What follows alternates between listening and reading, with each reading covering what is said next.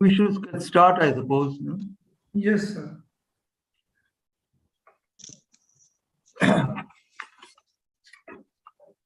Well, good evening, everyone, and warm greeting from Ahmedabad University. My name is Deepak Kunzru, and I'm the Dean of Graduate School and Research. And here for the next half an hour, we'll tell you about the program, the PhD program at the university, the different disciplines, and what we have, some of our salient features. Before that, let me introduce my team. We have what we call the program chairs who look after who will guide you if you're admitted or if you join regarding your PhD journey here. So I'll just briefly introduce them, and they will of course tell you more about the program a little later. So we have Professor Bhargav Adharayu, who's the program chair, or the PhD program chair at the university at the management for the management program. Then we have Professor Mukherjee from the physics discipline. Her video is not working, unfortunately. Then we have Dr. Dharmesh Varade, who's looking after the engineering program, engineering disciplines.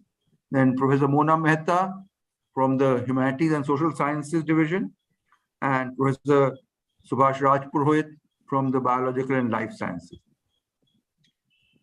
So basically, Ahmedabad University is a young university. We were established in 2009, and our USP is we are emphasizing interdisciplinary education, both in teaching as well as research. We do not have departments, we have schools. We have 3 schools and 4 centers. The schools are the School of Engineering and Applied Science, School of Arts and Sciences, and the Amrit Modi School of Management. And we have 4 centers: the Center for Heritage Management, the Global Center for Energy Environment, and continuing Learning Futures, Center for Learning Futures, and the Center for Inter-Asian Research. The doctorate program we offer are in engineering. We have 3 disciplines. These are computer science and engineering, mechanical engineering, and chemical engineering. Then we have the PhD in biological and life sciences. We have the discipline of physics, then humanities and social sciences, and doctoral program in management. And as I said, they will tell you more details about these specific programs that will, within another 5-10 minutes. So unlike some of the other universities, we emphasize coursework also during the PhD program. So we have emphasis both on coursework and research in the program. And our faculty are involved in both fundamental and applied research. And depending upon your interest, you can choose which area you want to work on. But another important difference between our university and some of the other universities is that the PhD students have a say in choosing their guide. It's just not forced down upon you. You have some time to get to know the department or the school and the discipline, and then you decide with whom you want to work, and then depending upon your mentor, he advises you, and the school dean advises you, and ultimately the guide is, so it's a mutual understanding. It's not forced upon you. So we are trying to make all efforts to provide a holistic education that will be relevant in the 21st century. And we hope that our graduates will make a name for themselves in the future. So I will just briefly give a few sort of details, general details about the fee structure, and then I will hand over to for the specific disciplines. So let me just share my screen.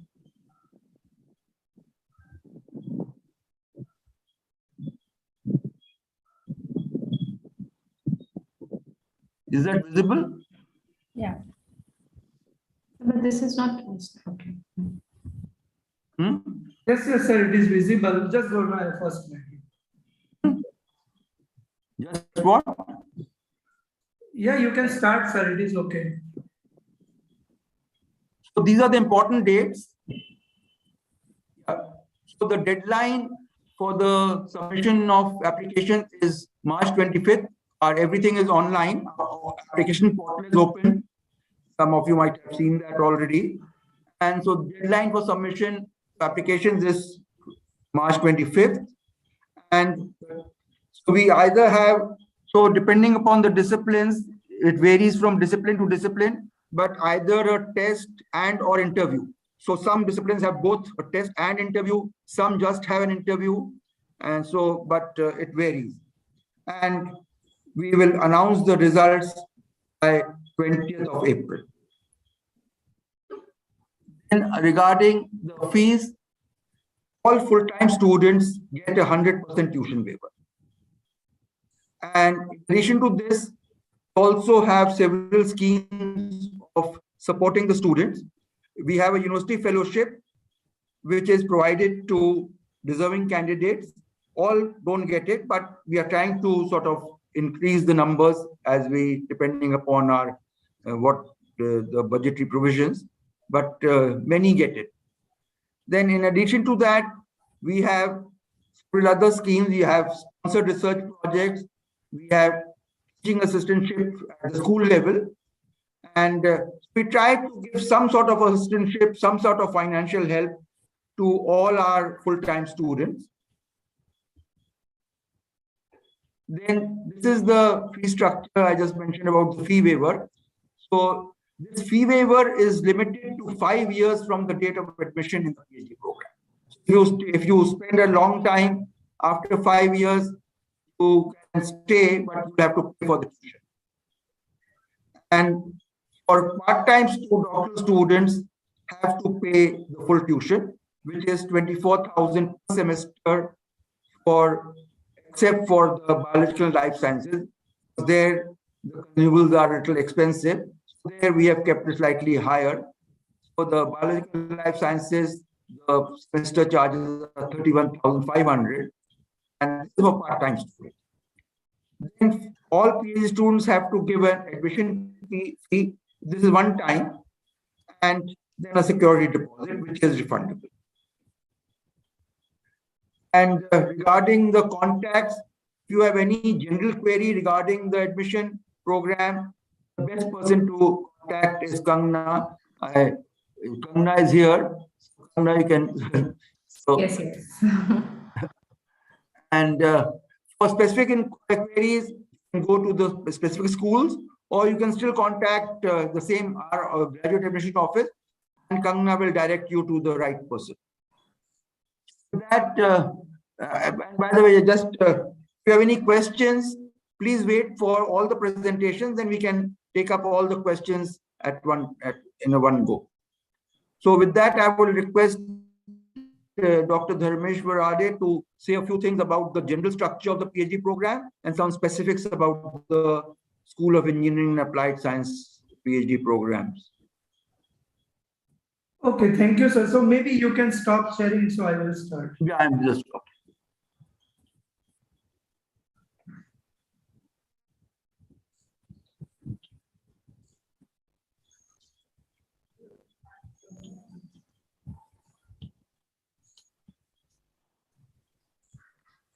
Okay, so thank you very much and welcome to the webinar organized by Ahmedabad University for giving you the more information about the PhD programs. So as you know, Ahmedabad University is very centrally located within a city university, and which is very reputed in India as well as also in Southeast Asia. So hopefully you can visit our website for further detail about the university.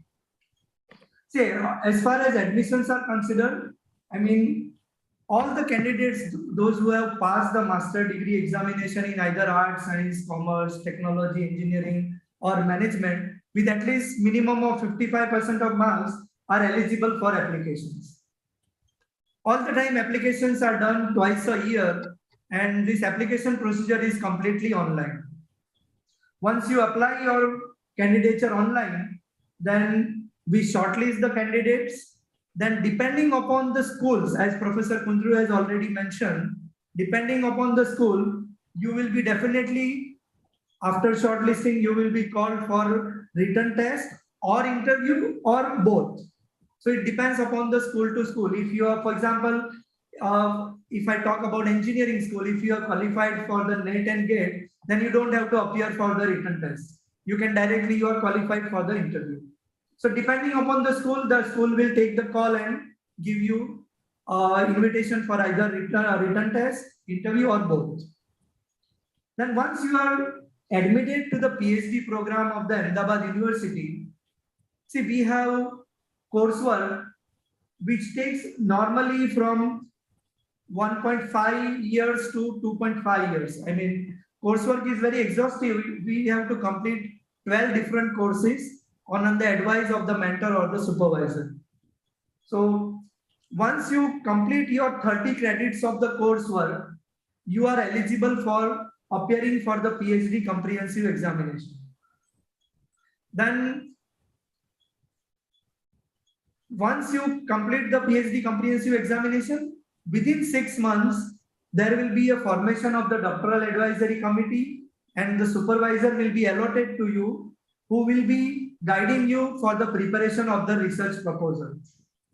Then once your research proposal is accepted by the DAC committee, then you can work for your PhD and you will present the research progress seminar every 6 months, normally every semester. So this will take nearly from research proposal to completion of your research progress seminar, minimum time frame is 2 years. So by 2 years, if you complete entire of your research work, then there will be an open seminar for your entire research progress. And once this is accepted, then you will have to submit the synopsis presentation and then the final thesis submission. So once you submit your thesis, it will go to the expert for the review, one in India and other will be in the abroad. So this entire process needs minimum, from your admission to the thesis submission, minimum time frame is 3.5 years. And it could be extended up to 10 years. That is the maximum limit. So before 10 years, you have to complete entire of your PhD program if it is extended by some difficulty or some other reason. So this is the flow of your PhD program once you are admitted to the Ahmedabad University. Then as we have mentioned that we have exhaustive PhD coursework. So normally we have 12 different courses that you have to complete before you are qualified for your PhD candidate.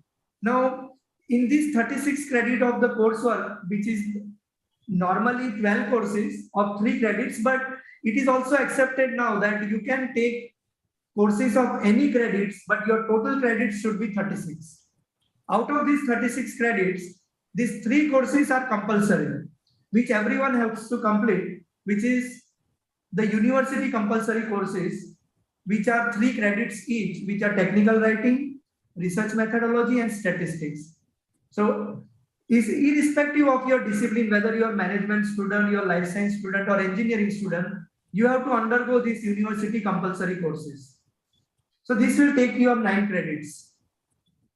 Then remaining 27 credits, it will be distributed among discipline domain courses, then domain elective courses, research projects, or lab rotation. So these 27 credits can be distributed in consultation with your mentor or supervisor, and also depending on your research interest. And during this coursework, every students who are not getting university fellowship or assistantship, they have to maintain your CGPA at least 2.7 out of 4. And the students who are getting the university assistantship or fellowship, they have to maintain minimum CGPA of 3.25 out of 4. And also, during your coursework, you are allowed to take online courses from NPTEL or MOOC courses, which are offered on the online platform. So you are also eligible to take at least 2 to 3 courses from this online platform. So this is the coursework structure for all the students, those who are admitted to Ahmedabad University. Now, talking specifically about School of Engineering and Applied Science, this is the building of School of Engineering and Applied Science, where we offer PhD in Chemical Engineering, Mechanical Engineering, and Applied Science, which includes Applied Chemistry and Applied Physics. So these are the different research areas in which School of Engineering and Applied Science offer the PhD. Applied Science, Computer Science and Engineering, Chemical Engineering, and also Mechanical Engineering. So depending on your interest and your background, you can apply to any one of these research area and to the program, so that you have to appear for the written examination of that particular domain. So for example, if you are a CSC candidate, Computer Science and Engineering, you will have to appear in the written examination for Computer Science and Engineering, and so on, chemical or applied chemistry or physics. All the syllabus is there on the website, and all the PhD policy documents are also uploaded on the website. So you can go through that documents for your further information. So in School of Engineering, as you have seen, we have wide areas of research areas like wireless communication, cyber physical system in CSE. Then you have soft biometric based personal requirement. This is image processing, machine learning. Then we have some surfactant based formulation in material science domain, which comes under applied chemistry. Then we have material science. So many faculties who have worked in a well-known institutes in India and abroad, they offer the PhDs in different research areas under the particular domain. So these are some of our labs, auditorium, and the building from inside. Also, just for your information, our graduated students so far, they have been very well placed within India and also abroad. Some of them are working in industry, some of them have joined postdoctorate in USA and some other countries, and so on. So far, I mean, we have 35 different students working in different research areas, and out of that, almost 8 to 10 students have already graduated, and they are very well placed within India and also abroad. So for any further information, you can contact either Graduate Admission Office or Ms. Kanna Bagani, as Professor Kunjru has already mentioned. And also for the particular program, if you have any query, you can directly write to me or you can call me on this number. So I will be very happy to give you any information where you have any query. So once you are admitted, then there will be many other people to support your admission, support your joining formalities, IT support and admin support, and so on. So thank you very much. And that's all for Computer Science and Engineering and School of Engineering and Applied Science. So I will hand over to Professor Sutapa Mukherjee. She is the program chair of the physics program. So Sutapa madam, over to you. Yeah, thank you. Thank you, Dharmesh. So I will start. Let me share my screen.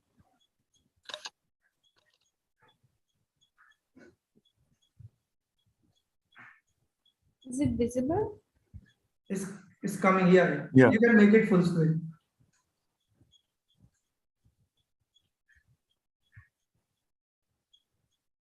Okay, so just it's fine now. Yeah. Yeah. Okay, great. Good evening, everyone. A warm welcome to this webinar. I'm Sutapa Mukherjee. I'm the coordinator of Physics PhD program. Unfortunately, my video is not working and my camera, and therefore you can't see me. But probably these slides will help you understand what exactly we do here in the physics part.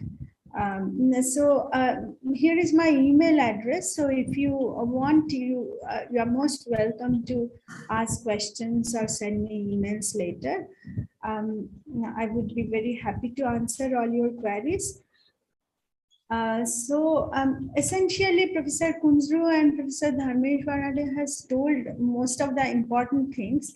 I'll just draw your attention to specific aspects of physics and a few things where we differ probably from the other programs.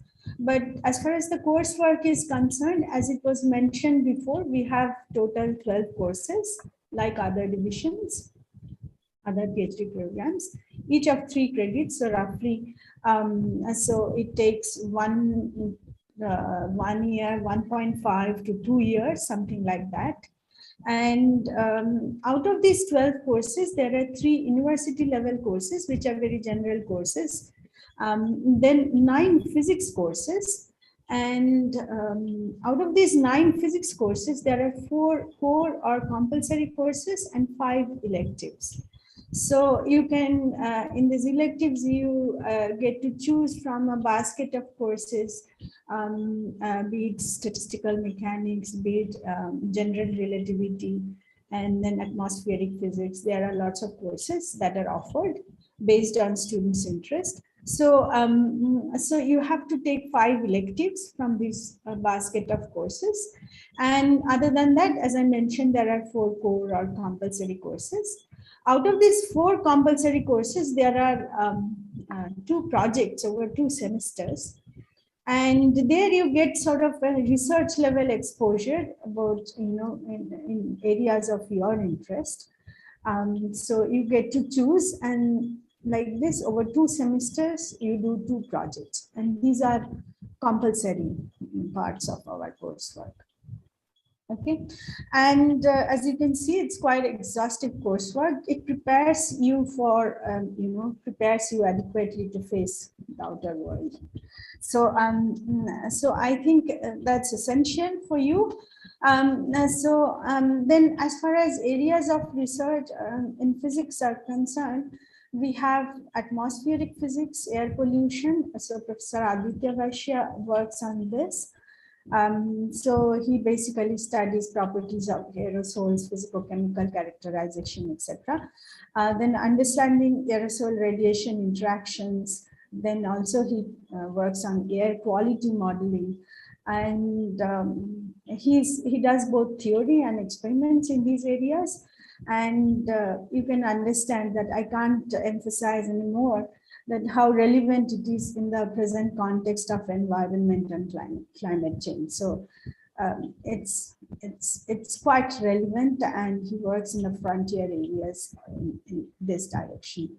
So here is his email address. If you want to know more about his work, you can browse through his webpage, his publications, and his email address is given below. So you can contact him directly for any further queries regarding his work. Then we have 2 faculty members, Professor Gaurav Goswami and Professor Pankaj Joshi. They work on gravitation and cosmology. So some of the areas of their interest is cosmic inflation, gravitational waves, general relativity. Many of you probably already have good exposure. Those who are interested in physics program probably have good exposure in some of these areas listed above. So again, I have given you the email addresses of the concerned faculty members. So if you are interested, you can write to them directly. You can also browse through their web pages and publications and find out the details and contact them. Okay, so then there is Professor, we have Professor Raghavinder Singh Grewal, who works on magneto-optics. It's how magnetic field influences propagation of light, etc. And then optical magnetometry. He's also he does both theory and experiments. And his work also has a lot of application-oriented relevance, because he has interest in making high precision magnetometers, which help measure the magnetic field quite precisely. Again, for details, you can see his email address below. You can look at his work, which are listed, papers which are listed in our website. And then we have Professor Alok Shukla, who is interested in quantum computing. So his interest lies mostly in quantum computational algorithm. He's actually a number theorist. He's a mathematician. He works on, his specialization is in number theory. And, with this deep connection with quantum computation. He also spends quite some time in quantum computing. So you can see his email address. You can contact him for details. And the last one is me. So my interest is primarily in statistical physics. So it has broad applications. So I look at natural processes with many interacting constituent particles, and I work in this area, which has a lot of applications also. Any natural out of equilibrium phenomena you want to look at, and a process that involves many particles, that's statistical physics is used there, and it's relevant there. So to understand the macroscopic properties of the system. So again, my address is here. So email address, so you can contact me for further details, and you can also contact me for all other general queries about PhD program, our physics program. And then we, of course, Professor Varade also mentioned that there are applied physics areas where quite a bit of research goes on. So Professor Deepak Verma and Professor Mitakshi Mehta, they are in engineering division, but their interests are listed here. So Professor Deepak Verma works on thin film solar cells, as you can see. For details, again, please contact him. And Professor Mitakshi Mehta, who is she works on various areas, but in applied physics, but one of her interest is in nonlinear dynamics and chaos. So again, you can see her webpage, you can communicate to her regarding your interest. You can write to her. So I think I will stop here because I have given sort of a broad overview of what is going on in our physics division.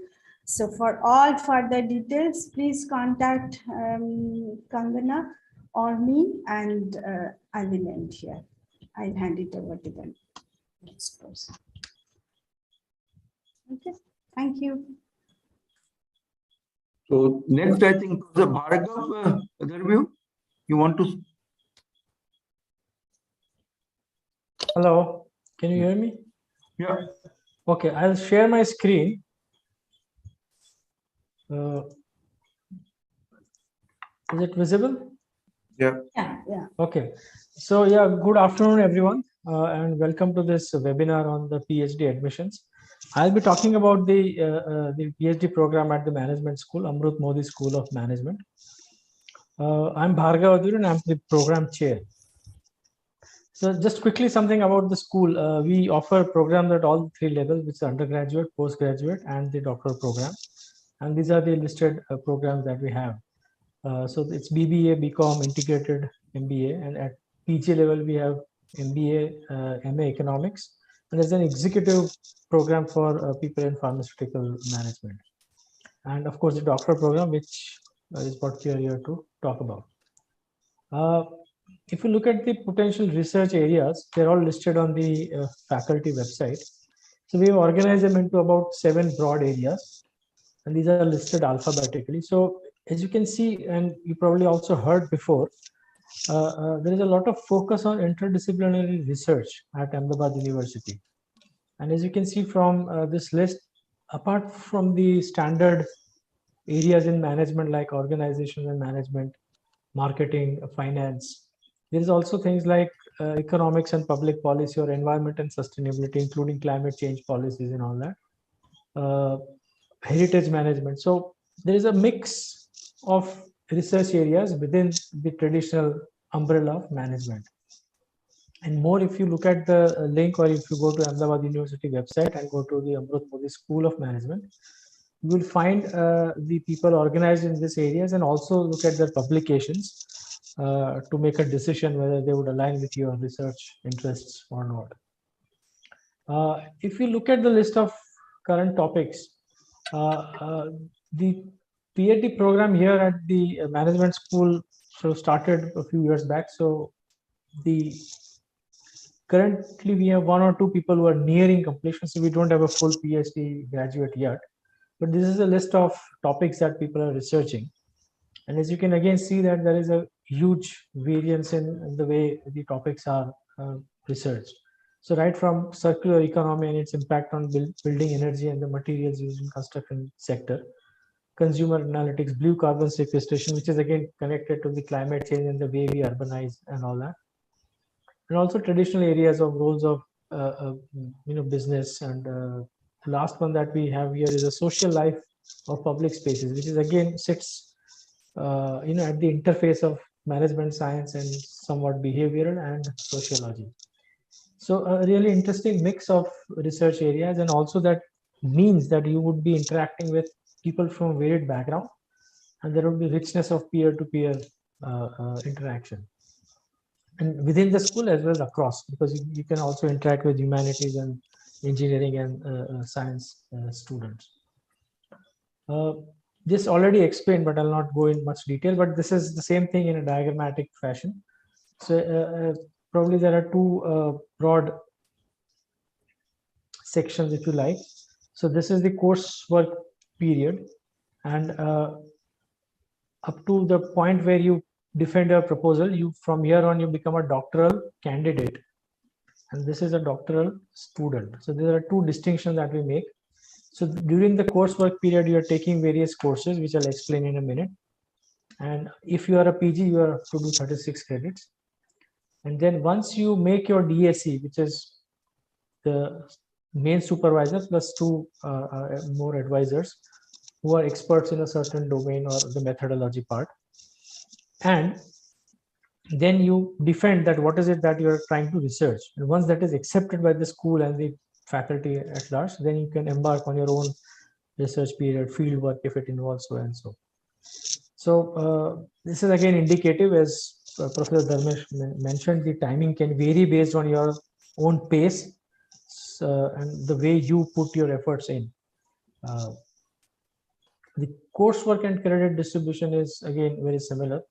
So we have 9 credits, which is sort of mandated by the university, and it is broken at the School of Management into these components. So we have 2 courses which contribute to the statistics 3 credits. These are all 1.5 each. And there is a advanced sort of area related methodology course. So if you're into marketing, you would do a slightly different research method course as against finance or climate change or whatever. And of course, this is a common thing, which is research writing. So this all 3 together contributes to that 9 credits. The remaining 27 is up to the school to decide. And in this case, we have about 18 credits, which is, if you take 3 credit courses, it will be 6 courses to do with your area of specialization. And that could include one-to-one seminar courses or independent study projects. And the remaining 9 is electives, which you decide with your mentor, who is allocated at the start of your entry to the doctoral program. And this is aligned to your area, but still peripheral enough for you to get a wider exposure in that particular domain. So this B section courses will prepare you in depth for that particular domain. C is something which is sort of a peripheral, but still interesting and has more connections, making you slightly interdisciplinary. And the A part is more to do with the methodology and statistics and doing basic analysis of data. The salient features is, again, as I've been saying in the past few slides, the wide exposure to domain topics, the interdisciplinary research. And again, I urge you to check out the publications of all the faculties. You will find very diverse course publications in different domains. And this coursework, which you will, as Professor Kunzru mentioned, you will not find it in other Indian universities. The rigor of that will prepare you for a career in academics and R&D of industry, or both. So if you plan to become a teacher, that wider exposure is very helpful when you're doing courses or when you're teaching, when you go out after doing your PhD. And again, huge pool of faculty members where you can draw on from different people's teaching and academic experience. So every school, as you know, has a doctoral program office. And for the management school, we have the contact person for Samir Merchant, who is an executive assistant. And this is the email ID. And this comes to me as well as him both. So either one of us will reply to this. So if you have any queries even after this webinar and you missed something, please feel free to write to this email address and we'll clear your doubts as soon as possible. So I think with this, I end my talk here and pass it on to Professor Subhash. I hope I have switched on my share. Yeah. Subhash, you want to start?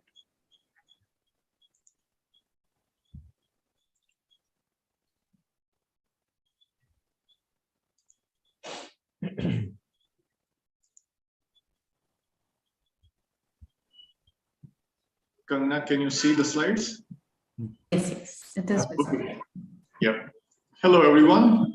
My name is Subhash Rajpurohit, and I'm taking care of Biological and Life Sciences PhD program. So the other person in our office is Jankana Thakkar. Her email ID is given there. So like if you have like questions around Biological and Life Sciences PhD program, you can write to me or her or the Graduate School office. Kangna is here. So this is our building where we teach and do experiments. So if you join, you will be taking your classes here and doing your work right there. So I wanted to share a few figures, about Biological and Life Sciences division, particularly here. Like right now, we have like close to 20 plus PhD students who are working, and like 6 have so far graduated, and they're working as postdocs at different places, and some have found faculty positions. We have 20 plus ongoing or like some completed like externally funded research projects. So most of our faculty members have funding from most of the major grant agencies in the country, or like from outside the country, like from Germany, France, and Australia and Russia. So these are joint projects between these countries. Many of our faculty members have received, these prestigious fellowships like Ramalinga Swami Ramanujan Fellowship, DBT India Alliance Fellowship, European Molecular Biology Organization AMBO Fellowship, some from Germany and Australia as well. So they have been doing some impactful work, and that's why they have attracted these prestigious fellowships and awards over the years. Just 1 year, we have published 25 plus publications in peer-reviewed journals, all like highly appreciated and well-read, high-impact journals. We have like close to 9 different laboratories, and these are run by individual faculty members, and then we have the core research facility, and you will find all sorts of equipments which you need to do the modern biological sciences research, or like the questions which you want to address in biological and life sciences.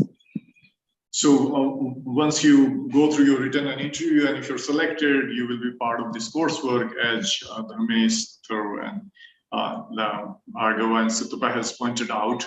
It's a pretty much more or less same structure, 36 credits. In biology, we do it just slightly in a different way. Here, like every semester, you go through with a couple of university core and then discipline core. And then next semester, again, you do university core, discipline core. The interesting component is this lab rotation. So 2 consecutive semesters, like one semester you rotate in a lab A, for example. So the next semester you will be rotating in the other lab. So these two are like hands-on training and practical kind of courses where you go to the lab every day and you spend time and do some experiment or pick a new technique or learn a new technique. And then rest of the components you can do through the MOOCs, which gives you some sort of flexibility if that course is not available here and that specific course you want to take. So this university core plus discipline core altogether gets 24 credits, and remaining 12 you do like taking other electives like in the discipline. Like, so you can mold your PhD program like when you join the program and then you develop some sort of interest. Let's say you are more interested in molecular biology, so you will take more courses around molecular biology. Or let's say you are interested, like you have an inclination towards ecology, you will take more ecology kind of courses. So you have lots of freedom here, like in terms of picking your courses as well. So you can design your coursework and make yourself competent and skillful enough so that you can address further research questions, which you. So at Division of Biological and Life Sciences, we address questions from all the way from molecules to the ecology. so some of my colleagues do the molecular modeling, and so like they work at the molecules level, at the angstroms levels, and do all sorts of like what is there inside the cells, and that too, like inside the cells, what kind of macromolecules are there, and how do they function, how do they interact, and then all the way to the ecology, like how the climate is impacting the organism, or like those higher order organisms, let's say the crocodiles or the elephants in wild, how do they interact, what's their fate, the biodiversity. So, and in between everything, like we work with all sorts of organisms. So these are the areas of expertise. My colleagues work here. We are 13 here. Some work on the biochemistry, some are involved in cancer and stem cell research, others are involved in neuroscience. Some do systems biology and bioinformatics, ecology, conservation, climate warming, evolution. One of us works on forensic sciences. There's a group of people who work on nanobiotechnology, parasitology. So there are 9 labs, 9 to 10 different labs run by different faculty members. Then we have Center for Excellence Imaging, where you see that scanning electron microscope, transmission electron microscopes, and there are a few core facilities where you can do all sorts of like stem cell related research. So flow cytometry and like, so where you can sort the cells and you can dye them, and like all sorts of cellular level work, which is at the advanced level.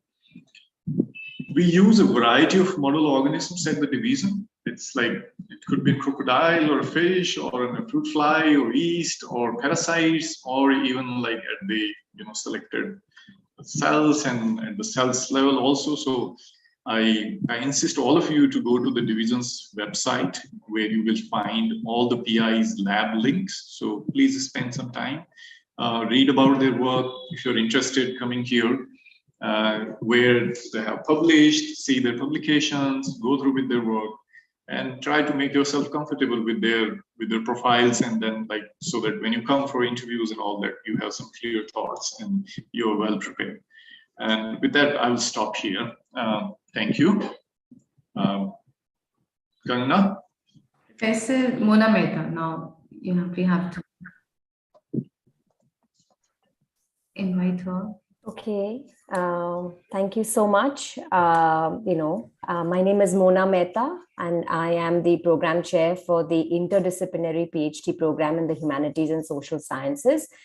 I don't have any slides, but a lot of what the basic program structure has already been covered by colleagues. You've also seen the building. We share the same building as the School of Arts and Sciences, so that's where our courses happen. So let me tell you something about, what is this program of interdisciplinary humanities and social sciences. There are a lot of programs in India that are conventionally directed and sort of organized around conventional disciplines like sociology, political science, English literature, philosophy. And what this program is doing is something very unique. Which is that it takes an interdisciplinary approach to doctoral studies that spans across the social sciences and humanities. So you might say, well, interdisciplinarity is a fancy sounding word, and what does it mean in practice? For us, it not only maps on to the fundamental philosophy of liberal arts education in Ahmedabad University. But when it comes to doctoral education, interdisciplinarity specifically refers to a particular approach of crafting your research question and also addressing that research question that goes beyond specific disciplinary boundaries. So it thrives on asking questions and finding solutions that lie at the intersection of multiple disciplines.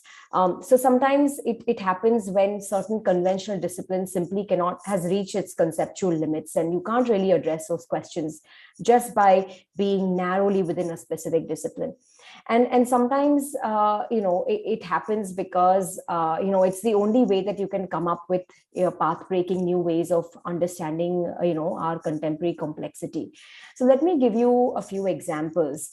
It's no longer possible to study electoral democracy without appreciating the role of big data or new media technologies. Or we can't understand, the challenges of climate change without recognizing the nature of modern capitalism or some of the philosophical assumptions about development, for instance, the progress in artificial intelligence technologies, for instance.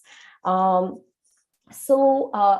find, if you look through our very solid faculty trained in the best places in India and abroad, you'll see that our faculty are trained in many disciplines like sociology, political science, psychology, history, philosophy, but their work is very much open to interdisciplinary research.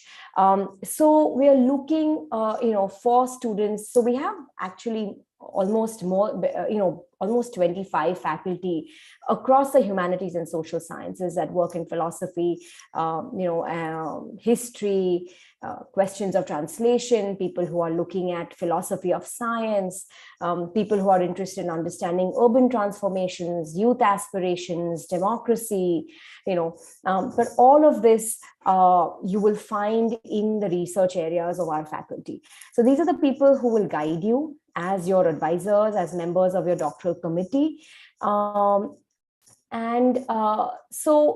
If you're a student who is interested in doing interdisciplinary work that really goes beyond the disciplinary boundaries of history, political science, philosophy, urban studies, anthropology, psychology, sociology, we really invite you to apply to this program because you will find here a nourishing environment to really challenge these disciplinary boundaries while also understanding what is the value of conventional disciplines, but building on that to look beyond those disciplines. So that's really our strength. A lot of people ask this question that I'm sure many of you have in your mind. Well, what does an interdisciplinary PhD get us in terms of the job market? A PhD is always a doctor in philosophy. It's not a doctor of philosophy in XYZ discipline. So depending on what your research question is, what your expertise is, in terms of the question you dealt with, the area of research you were engaging with, that will determine how you position yourself in the job market. You can, of course, get academic positions in teaching and research, but you can also do, more practice-based, careers in public policy and, information, in the field of information, knowledge, production, journalism, all of that. So it's really a sort of a broad area, both research and practice-based professions that this PhD will, equip you to thrive in. If you have any questions about our program, feel free to email me, Mona Mehta. My email is on the website, but also if you address any question to Kangana Bagani, Kangana will very much get in touch with me and put make sure that your questions are addressed. It's the newest program in the university, but it's one that is very unique and cutting edge. And so I hope you will consider this program and don't hesitate to contact me or Kangana Bagani if you have any questions. And I'll be happy to address specific questions, in the Q&A. Thank you very much.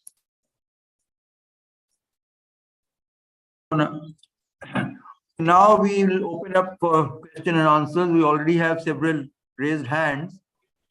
So I'll start from Zara because yeah. Zara, you want to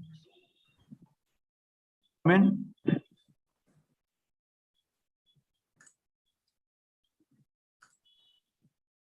Hello, is she unmuted? Oh, can she unmute herself? Yeah, I have given her right to unmute herself. We can go on to the next one until she's back. Yeah, Zara is not there. Rajnish Kumar, we can go to. Yes, hello everyone, I'm here. Yeah, Yeah, please hello. go ahead. Okay, go on. Hello, is that Zara? Tara, you can ask your question if you have. No, ma'am, I'm listening. Just Your hand is raised. Okay. Your hand is raised. You got a bit confused. sorry, sir, it was misunderstood. Okay. Okay. Okay. Okay. Maybe Rajneesh that's Kumar. Okay, thank you, sir. Thank you, ma'am. Rajneesh Kumar, are you there? And Priyanka one, Rena, yeah. what's your query? Good evening. Good evening. It was a very fine presentation. Thanks to everyone, every department head. My query was regarding the admissions, which Yeah. are, I think previously said that there are 2 cycles which are going to happen. Yeah, we still have 2 cycles. So if of any reasons, like because the dates at which I was going through the days, like for 9 and 7th April, if it's kind of clashing with the application, so can I appear for the next cycle? And I just want to more detail about that cycle. If No, what see, it's like this, that we have cycles, both cycles. Only thing is that our fellowships are limited. We don't know the numbers as yet, but obviously in the first cycle, we'll distribute some fellowship. Sir, it's Then not. whatever is remaining, we'll distribute in the next cycle. So the chances of fellowships are more in the first cycle. and I can't hear you. I think your voice is breaking. is there a limit? I can't hear you. You are Hello? not, I mean, your voice is cracking. Maybe you can type your question in the chat box. Or maybe Why don't you turn write off your your question? video. Yeah, that may help. Yeah, turn off your video, then maybe. Kangana, we also have Yeah, a question in the chat box. Yeah. Can I? Yes, please. Yeah, I couldn't hear her question, what she was, let her complete it. Yeah, Priyanka? Can I ask, Professor? Yeah, please. First of all, good evening and thanks for this wonderful webinar. I'm completed my master's from Nalanda University. So my question is there for social science department? So my interest area of research lies in material culture in religious study. And if you narrow down that line, that concept, so I was working on material culture in Sufism during my master's program, where I have submitted my thesis also, and I want to expand those research area.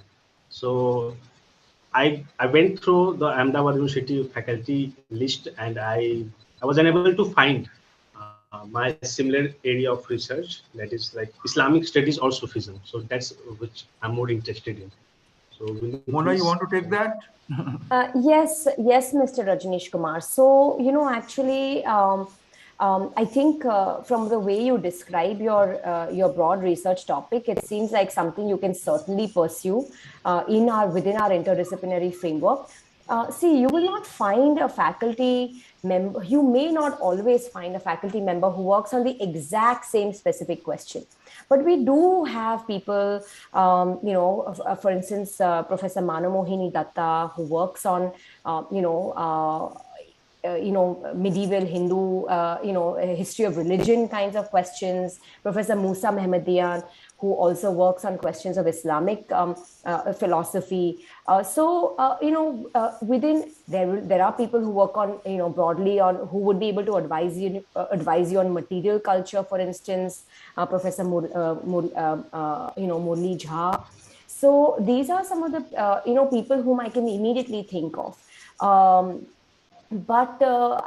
So even though you may not have someone who specifically works on Sufism, you will be able to find people who are able to advise you on questions of history of religion, materiality, more broadly speaking, material culture, right?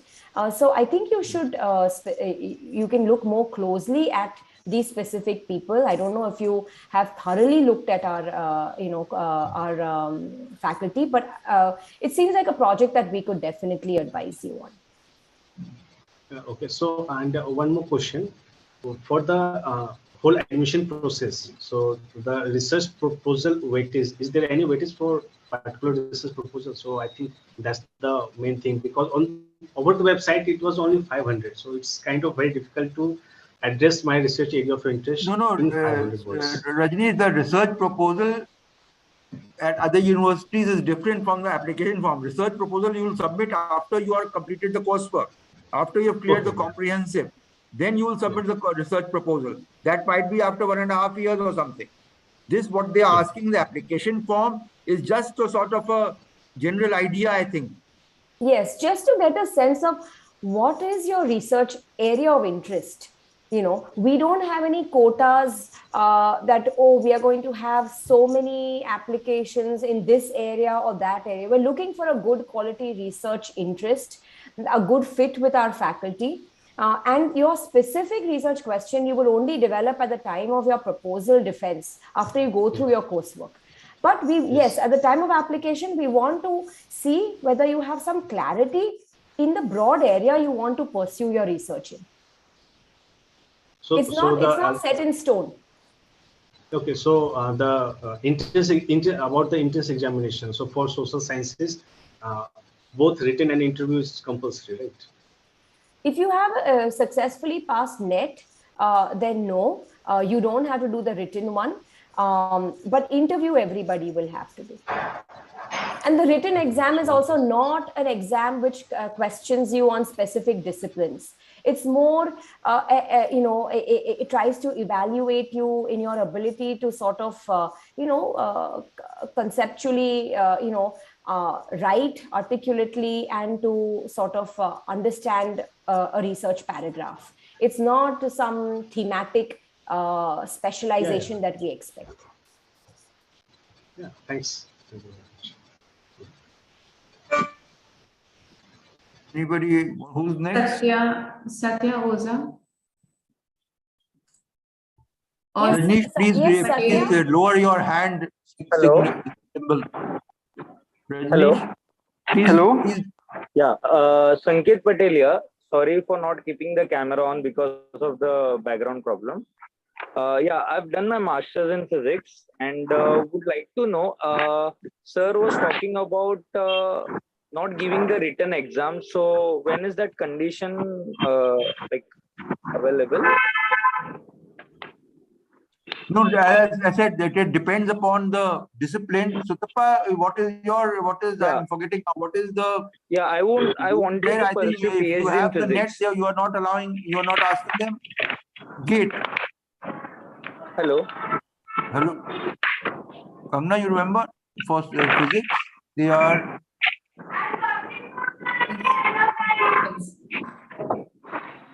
What is the question, sir?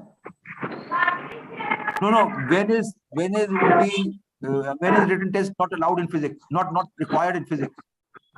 When whoever has appeared in UGC, NET, or like all national level tests. So if you want, yeah. So there are few exams. Those are listed in the website. You can see PhD in School of Arts and Sciences. You can see the list of exams. If you have any one of the scorecard, then you'll be exempted from the written test, and will be generally NET and GATE. If you have, you will not be asked to give the test.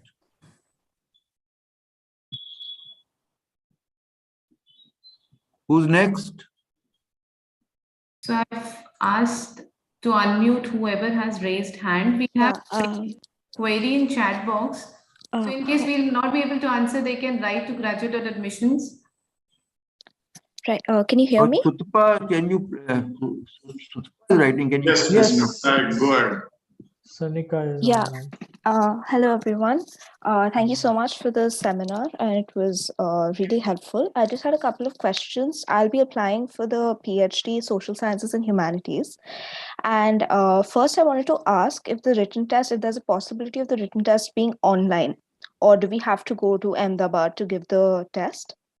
And the second thing is that I've done a 1-year master's from Europe. So will that, affect my, eligibility in any way? So mostly the written part might be online, but we haven't made that decision as of now. So I think I'm unable to give you a more concrete answer just because COVID is a shifting target and we just don't know what the situation will be like. So there is a possibility.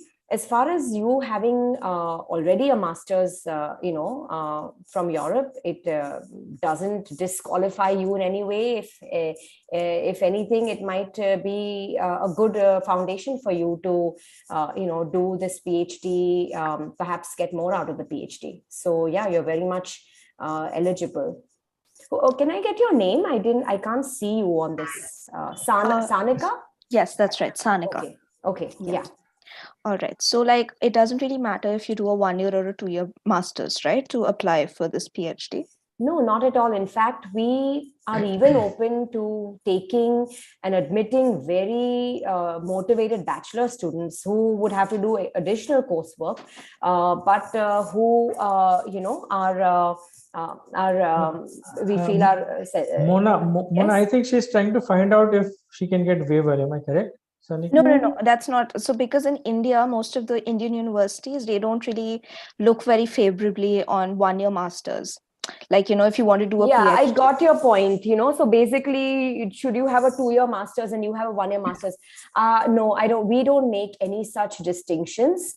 It's we would look at how well you've done in your master's program rather than whether it's a 1 year program or a 2 year program. All right. Thank you very much. Hello. Yeah, go on. Yeah, my name is Satya. Yeah, please go ahead, sir. Yeah, my name is Satya, and I had 3 to 4 questions that I wanted to ask. First of all, I want to apply for a PhD in humanities and social sciences. My first question was, like on March 25th, the application for the PhD applications closed. And on April 7th to 9th, there will be a written test plus interview. In the middle, would there be a list of shortlisted candidates for the same, or all those who applied will get, will be called or will be given, will be allowed to give written test plus the interview, or however it depends goes? on the number of applications received. We will make the shortlisting accordingly. You might, most probably, you will be called for a written test, but you never know. But depending on the number of applications. Yeah, we will be shortlisting. Yes. Okay, and so because in the presentation, the only dates were given were March 25th, the deadlines closed. The deadlines for the PhD applications closed, and then April 7th to 9th, where the test plus interview was happening. So would there be like a tentative date where the list of shortlisted candidates could be that was my first question. Yeah, so the tentative date would be maybe a week before. If we have a short list. And also, Satya, this is the first round. We have another round also. So, but yes, these are the correct dates for the first round. Yeah. My second question was regarding the whole concept of mentorship. I heard, I was listening that when we get enlisted in the PhD program, we get a mentor. A mentor is assigned to us who helps us with the first couple of years till the research proposal period is there. Now, after the research proposal defense is done and you become a doctoral candidate, would that same mentor be the research guide, or would they change based on what? No. The mentor will be most probably the program chair. Okay. Mentor will be the program chair most of the time. Yeah, so as a program chair, I'm the default mentor for all incoming PhD students in the humanities and social sciences. Once you pass your qualifying exam, you get to choose along in consultation with the professors concerned who your specific doctoral advisor will be. Fair enough. Can I say something about the management? So it's slightly different for the management school. So usually what we do is the area chair. So you saw that list of 7-8 areas. There is a chair for each area. That is by default the mentor, because there is so much diversity that guiding you for a coursework requires some specialized knowledge in that domain. So for management, that is what it is, but just clarifying. Fair enough. My third question was regarding the concept of fellowships, and I also saw that there was a teaching assistant.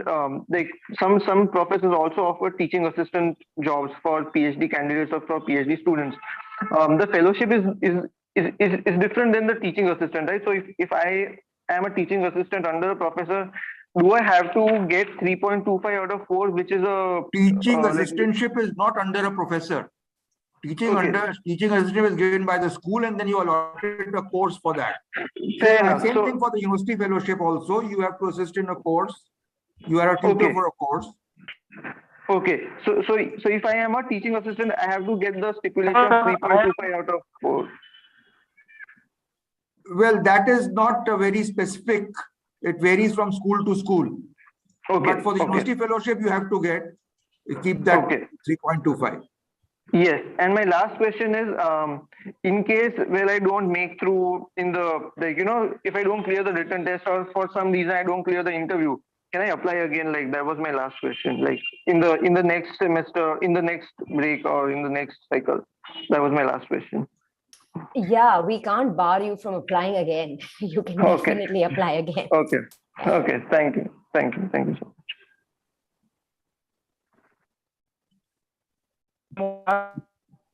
Good evening. Good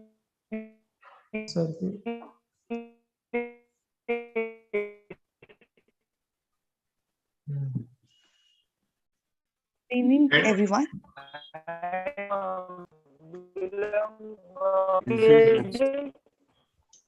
We can't hear you. Could you please type your question?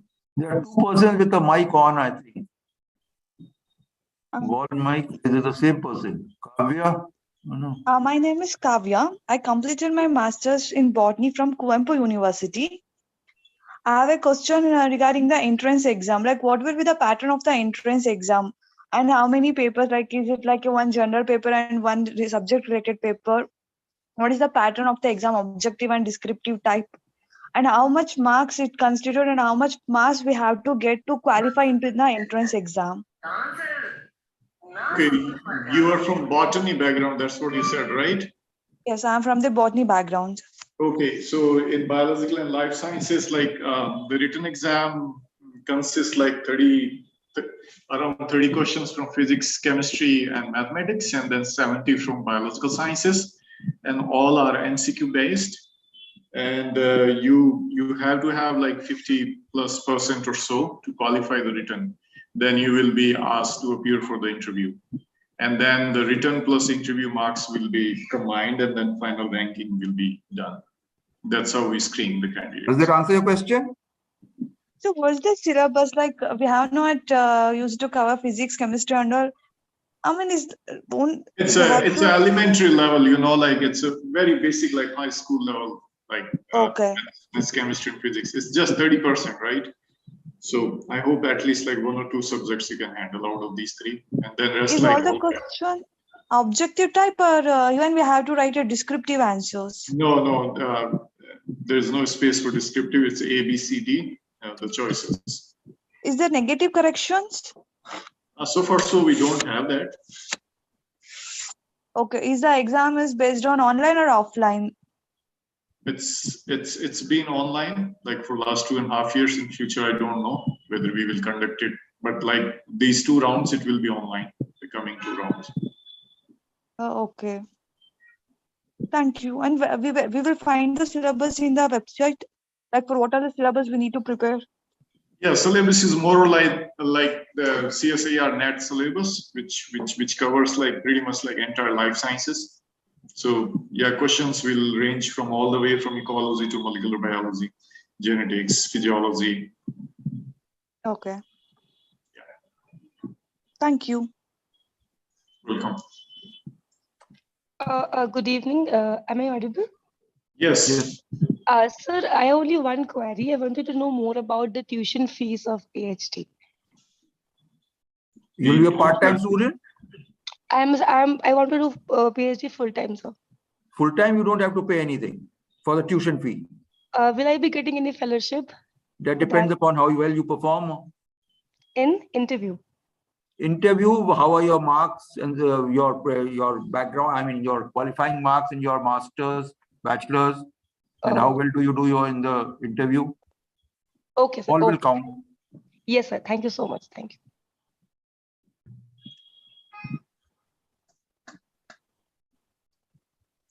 So, Kangana, there are questions also on the chat. So, how do we respond to that? Yeah, I have taken a note. I will also get all the details. I'll try responding to the email IDs. Otherwise, they can write to graduate.admissions@AHTUNI if the query is unanswered. There's a very common query which I can see is related to exam and interview. So the syllabus will be. One is regarding the course the syllabus. One now, I think that what I can see is that syllabus is something which they are asking about. Yeah. So we will update the syllabus on website very soon, and the one who will submit the application will separately get the syllabus of respective discipline on their email IDs. So don't worry on that part. What is this? Anshu Singh is there. Anshu Singh is asking, I had 118 masters. Will that affect? What is KT? Anshu Singh? I think what I understand from KT, I don't know, it used to be in Bombay University, where you fail a semester and it's allowed to keep term AT, KT. Okay. So you reappear for that particular semester exam. Is what no, as long as you have passed it, that's okay.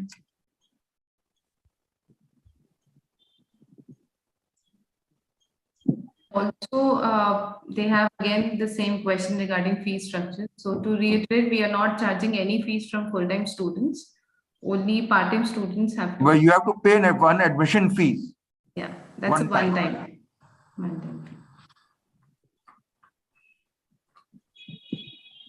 So there's one or two questions that about PhD in psychology, PhD in English literature. See, if your questions have not been answered in this round, you can always write to us.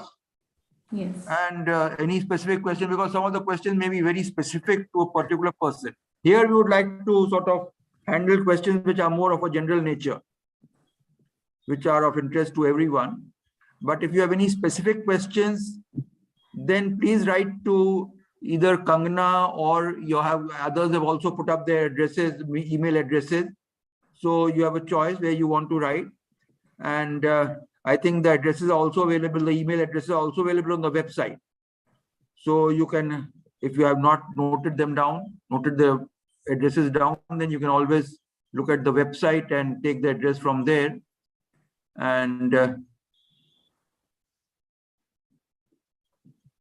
And also areas are updated on respective brochures. So we have 5 disciplines: physics, humanities, social sciences, management, engineering, and so one more. By the way, Nisargi is asking, I think again, there's some confusion. Taking UGC NET is not compulsory. Yeah. So if you have taken, then you are exempted from the written test in some discipline. Okay, Chetan Patel, you have some question? Hello. Am I audible, sir? Yes, sir. Sir, yeah. So my question is for the management disciplinary. I am a company secretary and also a graduate in law, and I've completed my master's from IGNOU, and that's in business policy and corporate governance. So I wanted to ask that I have not applied for a NET. I have not cleared yet. So is NET compulsory to apply in Ahmedabad University for the PhD in management? So if you look at the management, we don't have an entrance exam, but we require a score from a standard management aptitude test, and there is a list of possible exams that you can give. At the time of applying, you need to have a score, but if not, it can be considered, and you have to, if admitted, you have to give that score within, I think, 6 months. You have to have an entrance exam score. Okay, so the list of exams which are being listed on the website, we need to clear 1 or 2 or one, not 2. Just any one of them. One of them, at least one of them, just one of them. Out of interest, you can do more. That's fine. But yeah. By the way, you are saying you are company secretary. Would you be doing it part-time or full-time? No, sir, part-time. The part-time, you have to attend the classes here. Yeah. Okay. Okay. Yeah. What if we don't qualify the NET examination? In that case, The admission is provisional. Yeah. So then it is, you're provisionally admitted subject to you clearing that thing. Yeah, this is one thing which you should all of those who are attending. If you are planning to do part-time, you would have to attend the courses. We do not in general have online courses. I mean, so far we were having because of the COVID, but now since the situation is gradually coming back to normal, we are having face-to-face classes. So if yeah, you are correct. thinking that part-time means that you will be able to do it online, please no. You have to attend face-to-face classes. So just to add to that, part-time means the pace at which you are doing. It doesn't mean online, offline, just to clarify. Right. And just to complete, Chaital is, so you'll have to do that. And if you are aware of a management test which is standard and not listed, you can clear with us that if this is allowed or not. So that list is indicative. You can select some other if you want, and you can clear it with us. Yes, Chetan Patel has raised hand. Yeah, thank you, sir. Yeah, KSG has raised the query. What will be the difference in part-time and full-time as reference to PhD certificate fees? There will be no difference as far as PhD certificate is concerned, but only difference is the fees the part-time students has to pay the fees every semester. That is the difference. चेतन पटेल को पूछ लेने दीजिए, वो कभी से बोल रहे हैं ना. चेतन, we cannot hear you, Chetan. Yeah, there's some issue with your audio. Yeah. Probably you can write. थोड़ा मतलब वॉल्यूम बढ़ा के देखो कुछ, because you are speaking but we are not able to hear you. Yeah.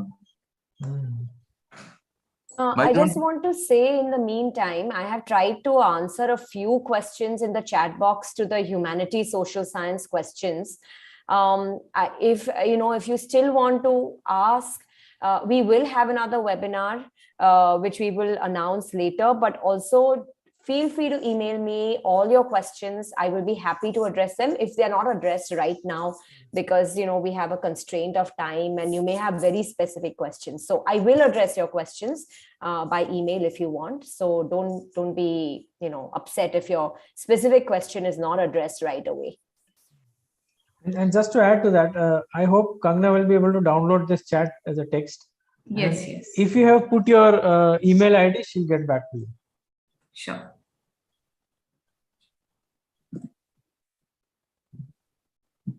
No, you cannot do it because you have to attend classes on campus. An out-of-station student can do part-time PhD. No, have to be here. I mean, either you come here every day, every other day, or to attend classes. But no, there will be no online classes. So yeah, just to clarify, if you are a part-time PhD student and working somewhere, whenever there is a lecture at the university, you have to be physically present. So you can fly back if you're from Mumbai, and if you can afford, you can do that, commute from wherever, but classes happen on campus. It was just because of COVID, there was that provision of online. Yeah, Chetan is still trying to say something, but we can't hear. Why don't you write it out, Chetan?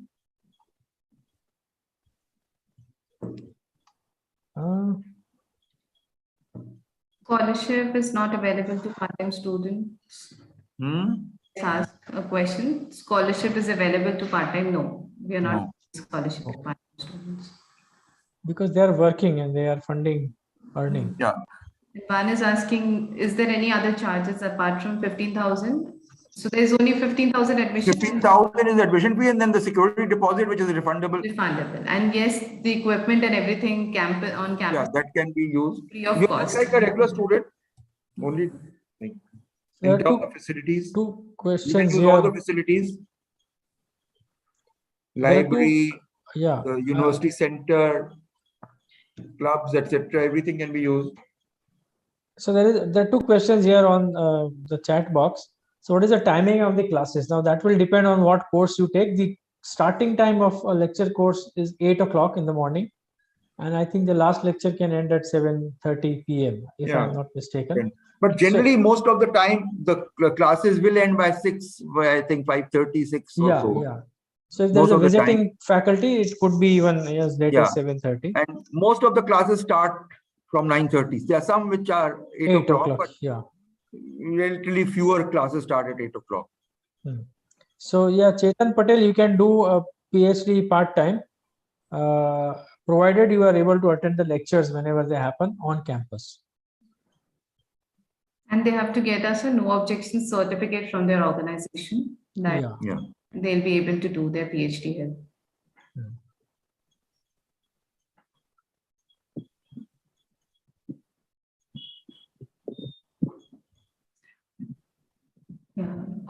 I just want to add one of the big advantages of doing a PhD at Ahmedabad University, apart from the great faculty, is really that you are staying in the middle of a real city and not somewhere outskirts 3 hours away from a city. And I think that's a huge advantage of location, that people who come from outside of Ahmedabad, you might want to keep in mind,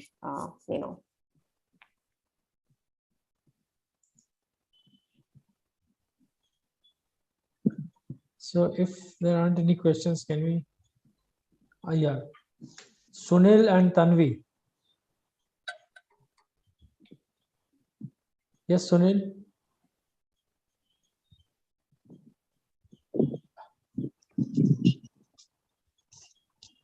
Tanvi, Priyanka. So my question was, what is the fundamental difference between part-time and full-time? Like, I'm not able to understand. Like, if they have to attend we'll explain again. It is the pace at which you are taking courses. A full-time student can take up to maximum 15 credits, which means 5 courses. So their timetable is jam-packed. I mean, they probably have no. And full-time student has to be here full-time. Part-time can come and attend the class and go. So part-time semester. You may have lectures on Tuesday and Friday, and then the remaining time you can be anywhere. But when there is a lecture, you come here. So the pace, the speed at which you do your coursework will define part-time and full-time. So that is speed and nothing to do with online, offline. That is the first part of the PhD program, like which was defined as 1.5 months time, 1 year and 5 months time. Yeah, about 2 years, depending. 1.5 years. So if you're doing one course, let us say hypothetically, then 3 credits will take 12 semesters. So that's a long time. So it depends on your own personal thing, that if you're working full-time anywhere and your employer allows you to take out some time, then you can design your semester. In some semesters you may take 3 courses, some you may take 1 or 2. Generally we have classes for each course. You would have classes twice a week. Okay. So generally we have 1.5 hour classes, so you'll have 2 classes a week for one course. And if you're lucky, both of them may fall on the same day. I mean, the 2 courses if you take. If not, then it will be spread. So that really is a timetabling thing we cannot tell right now. Okay. Thank you, sir. Thank you very much. Yeah. Sir, am I audible? Yeah. Tanvi or Sunil? Yeah. Either. Yes, please. Yes, sir. Am I audible, sir? Yes.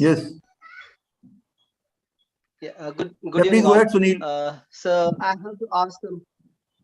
Yes, sir. Hello. Yeah, please ask your question, Sunil. Yes, sir.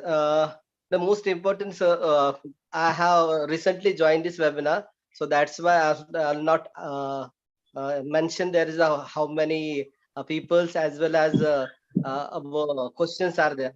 So can I'm belong from the Maharashtra. Can I speak in Hindi? Because lots of students are heard we, so that's why they understand, as well as we are not understand. Some people just understand, so that's why we call it. It is known that in Hindi. Can you allow, sir? Please go ahead. Bolo. Yes, sir. Thank you, sir. मैं वैसे तो मेरा master degree जो हुआ है वो zoology में से हुआ है, MSc जू में किया है मैंने, और एजुकेशन में एमएड मैंने एजुकेशन में किया है मुंबई यूनिवर्सिटी में। सो यहाँ पर मुझे ये पता नहीं सर कि प्रोसीजर क्या है, और इम्पोर्टेंट ये भी है कि इसमें दिक्कत ये आ रही है कि मैं एजुकेशन में PhD करना चाहूँ या जूलॉजी में करना चाहूँ, it is depend upon me. But क्या है कि सर इसमें परफेक्टली गाइडेंस चाहिए। और यूनिवर्सिटी में, आपके यूनिवर्सिटी में अगर मुझे पीएचडी करना है तो पीएचडी के लिए प्रोसीजर क्या होगा? सॉरी मैंने पूछा क्योंकि मैंने रिसेंटली ज्वाइन किया था, बहुत हो गया, तो 5 मिनट्स में सुन रहा था कि बाकी लोग क्या बोल रहे हैं। तो सर प्लीज मुझे इसके बारे में एक्स्ट्रा इंफॉर्मेशन चाहिए। मैं आपको रिटन टेस्ट देना पड़ेगा और इंटरव्यू देना पड़ेगा। एरिया में आप करना चाहेंगे, you have to decide. We have जो एरियाज थे हम लोग ने बताए थे, फिजिक्स है, ह्यूमैनिटीज है, एजुकेशन तो नहीं है सच। जूलॉजी मतलब आपका बायोलॉजिकल लाइफ साइंसेज में आपको करना होगा। Okay. I mean, education management can be within management, but I would first you have to decide whether you want to do in zoology or education as a broad, and then once you are in, you can have interdisciplinary. No, I have not completed my NET or SET. I have not qualified. It is not. It is not. I mean, not a compulsory requirement. The only thing is that if you have a NET, then you may be exempted from giving the written test. Okay. Otherwise, there interview तो भी देना पड़ेगा. Yes. Okay. Thank you, sir. Thank you. Tanvi, what is the time we end, Kandan? Hello, sir. We have 2 more minutes. Okay. Can you hear me, sir? Yes, please, Tanvi. Yes, please. हाँ sir, अभी मैंने entrance जो हमारे local university में था वो clear किया है, तो क्या मुझे वापस से अहमदाबाद यूनिवर्सिटी में एंट्रेंस क्लियर करना होगा सर? हाँ बिल्कुल करना पड़ेगा। Okay sir, okay. और सर मैं एंट्रेंस से कोई मतलब नहीं है। एंट्रेंस का किस चीज का एंट्रेंस क्लियर किया है? जी accounting and finance sir, PhD का। कौन से यूनिवर्सिटी में? जी भक्त कवि नरसिंह मेहता यूनिवर्सिटी। कोई कोर्स वर्क किया आपने वहाँ? कितने साल से वहाँ कितना कोर्स वर्क किया है? जी कोर्स वर्क नहीं किया, सिर्फ एंट्रेंस दिया था और प्रपोजल में क्लियर नहीं तो फिर तो आपको अप्लाई होना, you will have to apply like a fresh candidate.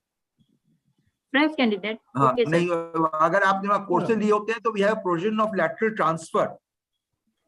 Okay sir. कुछ आपको यहाँ पर क्रेडिट्स का वो मिल जाता है, डिपेंडिंग ऑन स्कूल को डिसाइड करना पड़ता है कितने क्रेडिट्स ट्रांसफर हो सकते हैं, मतलब कितने का आपको मिलेगा वो लीव, वो आउट ऑफ 36 क्रेडिट्स कितने माफ किए जाएंगे। बट इसमें तो आपने कोर्स किया ही नहीं है, तो you have to take the whole thing, तो you will be just like a fresh candidate. Okay sir. And sir I am from Junagadh, तो मुझे पार्ट टाइम में तो एडमिशन नहीं मिलेगा सर? मैं यहाँ आना पड़ेगा। ओके सर, फुल टाइम ही करना पड़ेगा ना सर, क्योंकि हम यहाँ आउट ऑफ। अगर आप यहाँ आके पार्ट टाइम करना चाहें तो कर सकते। Okay sir, okay. And sir यहाँ आके मान लीजिए आपको अहमदाबाद में कोई जॉब है और पार्ट टाइम करना चाहें तो कर सकते हैं। Okay sir. I M chartered accountant sir. अब वो एरिया तो आपको डिसाइड करना पड़ेगा, मैनेजमेंट में ही कर सकते हैं आप और क्या कर सकते हैं यहाँ पर। और अकाउंटिंग का तो ऐसे कुछ नहीं है सर। मैंने एमकॉम अकाउंटिंग एंड फाइनेंस पर किया था, तो उसी बेस पे मुझे फाइनेंस वगैरह में कर सकते हैं, मैनेजमेंट में आई एम श्योर। या okay sir. Thank you sir. It's 5:30 I think. Okay. So should we close the question and answer? Everyone knows they can write to the emails. So if we have not able to address your query, please, we have given you the addresses, and please let us send us your query and we'll get back to you. There is one last question if Kangna you would like to take.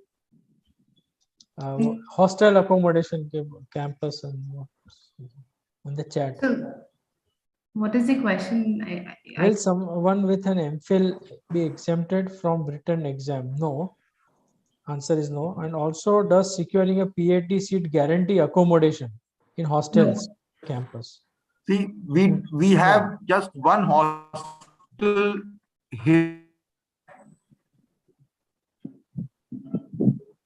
in which we have some seats for PhD students. Not automatic that you'll get it, but yes, generally, if you are willing to pay the fees, pay the rent, etc., you should be able to get it. But we give all kind of guidance in terms of accommodation, all nearby. But I don't think too many of the PG. Yeah, we have nearby a lot of accommodation. So we help in every part in terms of making you comfortable shifting here to Ahmedabad. So last date of submission of application is 25th March. It's a long application. Those who have not initiated, they can at least start filling the application because it takes time to fill in the application, and then submission last date is 25th March. Okay, sir. I think now. Okay, yeah. Thank you all for being here. Thank you so much. Thank you, everyone. Thank you. Thank you. Bye-bye.